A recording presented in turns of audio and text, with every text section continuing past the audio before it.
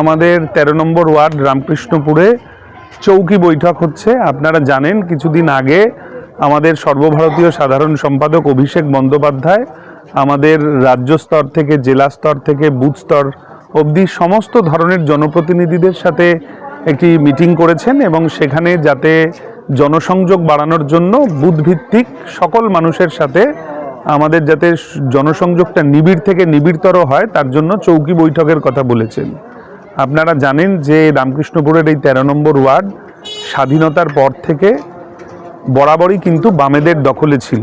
এখানে কিন্তু কখনোই তৃণমূল কংগ্রেস কি বিধানসভা কি লোকসভা কি পৌরসভা কোনোটাতেই কিন্তু কখনো তৃণমূল কংগ্রেস এখানে প্রতিনিধিত্ব করতে পারেনি। আমি প্রথম প্রতিনিধি যিনি তৃণমূল কংগ্রেসের টিকিটে এখানে মানুষের জনাদেশ নিয়ে নির্বাচিত হয়েছি।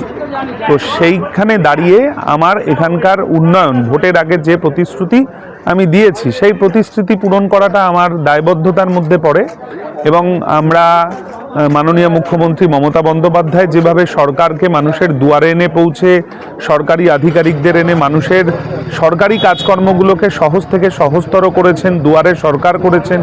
আমরা প্রত্যেক মানুষের দুয়ারে পৌঁছে দুয়ারে কাউন্সিলর করেছি।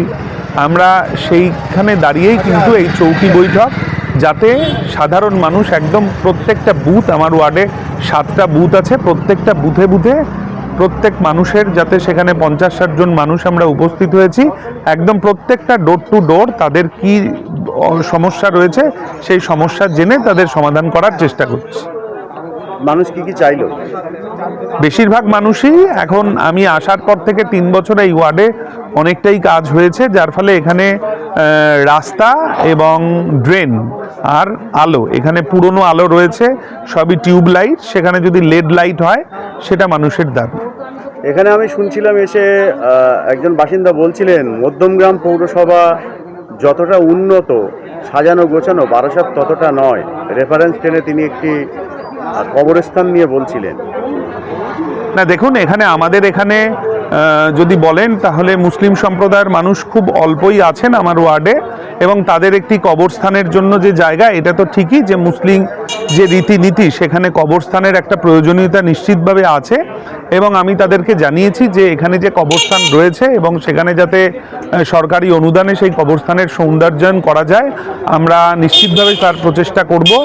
কিন্তু অন্যান্য পৌরসভা বা কোথাও কি হয় সেটা আমি বলতে পারবো না, কিন্তু যদি আমার পার্শ্ববর্তী পৌরসভাতে সেই ধরনের ভালো কিছু থেকে থাকে আমরা নিশ্চিতভাবে সেটা দেখে সেটাকে অনুকরণ করব বা সেটা দেখে শিখব। তবে বারাসাত পৌরসভা সবথেকে প্রাচীনতম পৌরসভা, তার ধারে ভারে কিন্তু বারাসাত পৌরসভায় প্রচুর, এটা তো বারাসাত শহরটা তো একাধারে ঐতিহাসিক শহর এবং উত্তর 24 পরগনা জেলার অ্যাডমিনিস্ট্রেটিভ টাউন। তো ন্যাচারালি এখানে ডেভেলপমেন্ট নিশ্চয়ই ভালো হয়েছে, তা না হলে তো এটা জেলার সদর শহর হয় না।